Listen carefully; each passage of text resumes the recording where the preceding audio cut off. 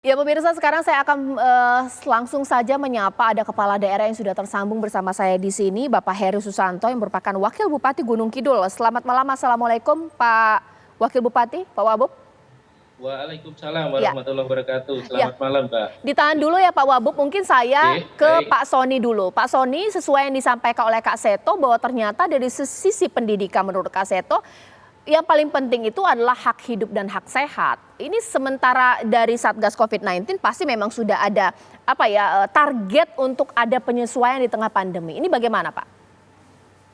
Betul sekali, setuju bahwa solus populi suprema lex esto, ya, keselamatan rakyat adalah hukum tertinggi dan bahwa Presiden selalu menyampaikan hal tersebut. Nah, tetapi kita harus paham bahwa di masa pandemi tidak ada yang 100% aman apapun aktivitasnya, ya.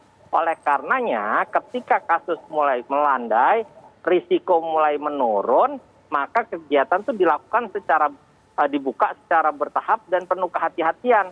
Yang disebut dengan penuh kehati-hatian ada mitigasi risiko. Nah, ini harus dipahami oleh semua pihak. Makanya kami di Satgas selalu menekankan pentingnya simulasi sebelum dilaksanakan PTMT. Nah, kami melihat bahwa masih ada sekolah misalkan yang gurunya belum mematuhi protokol kesehatan, yang anak muridnya, siswanya belum dibiasakan dengan protokol kesehatan. Kita tahu bahwa anak-anak ini kan selama berbulan-bulan mereka belajar di rumah tidak terbiasa pakai masker atau kemudian tidak terbiasa dengan protokol kesehatan, kan harus dibiasakan. Juga semua pihak yang terlibat di dalamnya. Baik. Halo.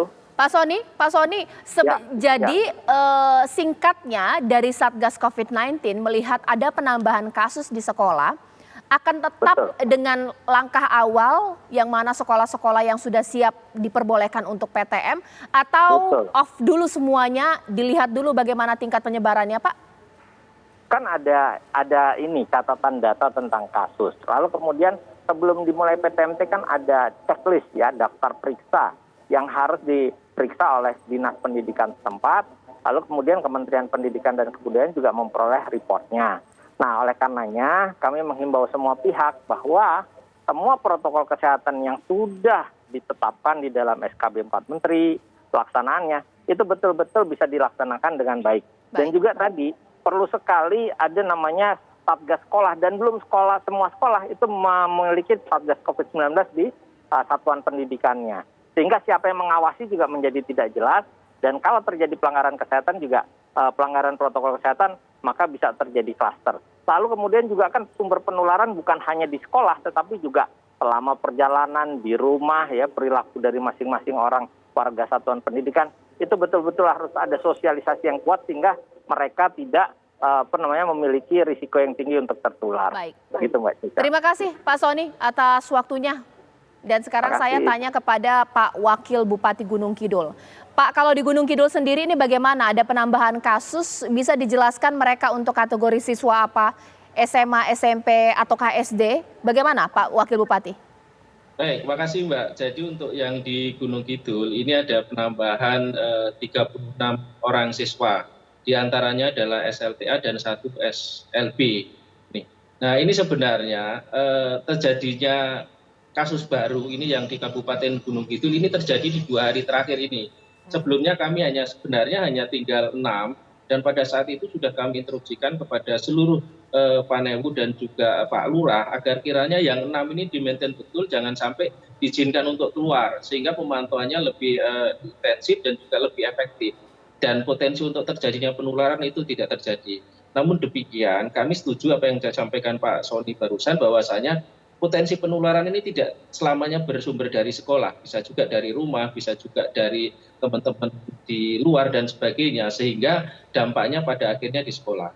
Namun demikian, dalam posisi terakhir hari ini, saya sudah instruksikan kepada Pak Kepala Dinas dan juga Dinas Kesehatan, kami instruksikan untuk sekolah yang terdapat klaster untuk ditutup. Gitu. Sehingga jangan sampai nanti ini juga berdampak secara serius seperti halnya di bulan Juli pada saat itu. Sehingga kami selaku pemerintah daerah mengalami kesulitan untuk mengantisipasi penyebaran COVID yang pada saat itu melonjak luar biasa. Baik, Bu Retno, Ibu Retno setuju nggak sih bahwa sumber penularan ini sebentar belum tentu juga di sekolah, setuju nggak? Ya memang bisa saja ya, Mhm. tetapi tadi untuk kalau saya itu sudah beresiko ketika membuka TK dan SD. Karena TK dan SD itu adalah usia yang belum bisa divaksin kan. Vaksin untuk usia 6 sampai 11 itu baru bisa dilakukan di tahun 2022. Iya. Artinya ketika anak belum divaksin itu sebenarnya punya resiko, meskipun tidak ada ketentuan yang dibuat dalam SKB bahwa harus divaksin dulu ketika buka sekolah, tapi yang harus divaksin itu gurunya. Tapi sebenarnya sangat berisiko. Yang kedua, anak TK dan anak SD itu perilakunya sulit dikontrol. Nah, jadi bisa jadi kemudian sekolah, anak ini mau bawa dari rumah, bisa aja. Tapi begitu di sekolah dia bisa menulari yang lain. Nah, kemudian yang kedua adalah anak SMA dan SMK. Ini kan butuh betul ya pantauan sekolah dan orang tua, karena ada jeda kan antara pulang sekolah, dia dari sekolah kemudian ke rumah. Kalau kelamaan ini bisa jadi anak nongkrong kan. Nah, memang mungkin saja, tetapi bagi saya sekolah ya bisa saja menjadi sumber penularan.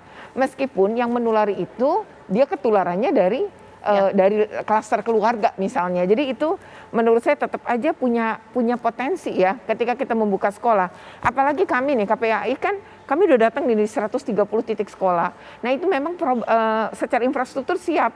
Tapi secara perubahan perilaku tuh banyak enggak. Kami paling banyak nemukan adalah abai dalam penggunaan masker. Jadi menurut kami bisa saja sekolah itu menjadi tempat penularan. Kemudian yang kedua adalah ada orang tua, ini kami sedang proses sekarang ya, dia melapor prokes sekolahnya nggak beres, anaknya terancam dikeluarkan. Ini lagi proses ya di Kabupaten Bandung. Jadi kami melihat bahwa orang tua sebagai pengawas, artinya dia ngelaporin juga ketika ditemukan hal yang nggak benar di sekolah, malah mendapatkan intimidasi. Jadi menurut kami ini juga harus jadi perhatian ya. Jadi ternyata sekolah bisa aja orang guru yang maskernya di dagu, maskernya di bawah hidung, itu juga kami banyak menemukan. Padahal guru harusnya menjadi model bagi anak-anak. Jadi sebenarnya sekolah bisa menjadi klaster itu kemungkinan besar terjadi. Oke, nah saya minta tanggapannya Ibu Sri Wahyuningsih karena Ibu ini kan membawahi SD dari Kemendikbudristek. Bagaimana? Kalau di SMA saja potensi penularan ini bisa cukup besar meskipun mereka sudah divaksin, dan kalau masalah perilaku harusnya lebih awas ya dengan lebih prokes, lebih bisa lah menggunakan atau juga menerapkan prokes. Nah, untuk TK SD ini akan dikaji kemudian supaya jangan buka dulu deh. Bagaimana Ibu? Ya, terima kasih Mbak Caca. Terkait dengan meningkatnya kasus COVID belakangan ini, tentunya kami pemerintah menyampaikan rasa keprihatinan. Namun sekali lagi, SKB 4 Menteri ini merupakan pedoman dari sejauh mana implementasi PTM terbatas ini harus kita lakukan di masa pandemi. Implementasi untuk jenjang SD, SMP, SMA, dan seterusnya memang sudah diatur bagaimana kriterianya. Potensi penularan itu bisa terjadi di mana saja dan kepada siapa saja. Persoalannya kenapa sekarang ini terjadi, yaitu tadi Mbak Caca, ada kebahagiaan tersendiri ya, karena daerah sudah level 1, kemudian vaksin sudah, merasa semua aman-aman saja. Kita sering melihat di jalan sekarang ini, anak sekolah menggunakan masker tidak benar. Ternyata tidak hanya terjadi pada anak-anak saja, di sekolah pun kawan-kawan guru misalnya, yang kita harapkan menjadi garda terdepan aja, masih ada 1-2 di sekolah itu yang tidak tertib menggunakan masker. Artinya apa? Garda terdepan kita adalah menjaga protokol kesehatan. Ini betul-betul harus menjadi komitmen kita bersama. Dunia pendidikan, lingkungan pendidikan harus betul-betul bisa mengedukasi ini tidak hanya kepada warga sekolah, tetapi juga masyarakat. Ya, ini kan yang jadi persoalan, komitmen bersama itu belum tumbuh. SKB 4 Menteri sudah mengatur sedemikian rupa, tanpa terkecuali untuk seluruh jenjang pendidikan. Sehat dan selamat menjadi konsen, prioritas kita semua. Untuk itu tahapan demi tahapan di SKB 4 Menteri sudah disiapkan. Bagaimana menyiapkan pembelajaran di masa pandemi, PTM terbatas, diatur mulai dari berangkat sekolah, di sekolah sampai pulang sekolah. Prosedurnya sudah diatur. Bagaimana juga jika terjadi warga sekolah yang terkonfirmasi COVID-19. Bagaimana penanganannya, itu juga sudah diatur. Satgas COVID di tingkat sekolah ini harus dioptimalkan, diadakan, dan wajib melaksanakan aktivitasnya mulai dari pemantauan di perencanaan, di pelaksanaan aktivitas di sekolah, SOP, penyemprotan dan sebagainya itu harus dilakukan. Pengawasan kepada warga sekolah itu harus. Karena ini belum menjadi kesadaran yang utuh semua pihak. Belum menjadi komitmen, terutama pengaruh dari lingkungan. Nah, ini menjadi penting. Artinya apa? Ketika sekolah dasar TK, apakah sudah sudah wajib atau harus ditinjau ulang? Mbak Caca, dampak terbesar dari belajar dari rumah, PJJ, baik daring maupun luring, ini terjadi justru di jenjang sekolah dasar, terutama kelas rendah. Begitu juga anak-anak kita di PAUD. Kawan-kawan guru di sekolah dasar ini tentunya harus luar biasa memfasilitasi anak-anak kita belajar dari rumah. Belum lagi karakter anak-anak kita yang tertinggal. Ya memang tidak ada keputusan yang tidak mengandung resiko.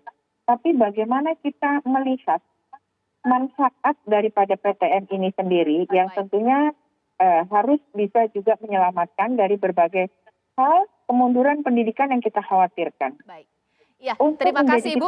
Ya, nanti kita dalami lagi ya Bu ya, karena saya harus jeda Ibu. Ini yang mau saya tanyakan kepada Kak Seto. Kak Seto, setuju nggak apa yang dikatakan oleh Ibu Sri bahwa PTM ini adalah cara untuk menghindari learning loss supaya dapatlah sisi edukasi atau juga pendidikan. Kalau saya lihat banyak sekolah saking ketatnya dengan aturan, duduk berjarak, sekolah dibatasi, banyak kegiatan yang tidak boleh dilakukan selama pandemi. Apakah ini membuat bahwa PTM hanya sekolah secara prosedur, tidak kepada substansi esensi pendidikan?